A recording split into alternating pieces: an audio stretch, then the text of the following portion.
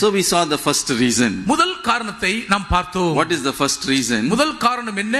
The Jewish people did not understand God's plan of redemption. It is universal.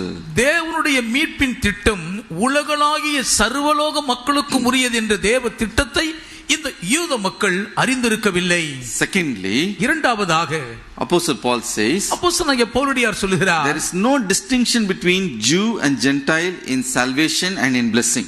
ரட்சிப்பு ஆசீர்வாதம் என்று வரும் பொழுது இதிலே யூதர்கள் புறஜாதியார் என்ற வித்தியாச பாகுபாடு இல்லை என்கிறார். For there is no distinction between Jew and Greek, for the same Lord over all is rich to all who call upon him.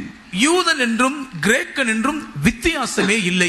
எல்லாருக்கும் கர்த்தரானவர் தம்மை தொழுது கொள்ளுகிற யாவருக்கும் ஐஸ்வர்ய சம்பன்னராய் இருக்கிறார். Hallelujah. Hallelujah.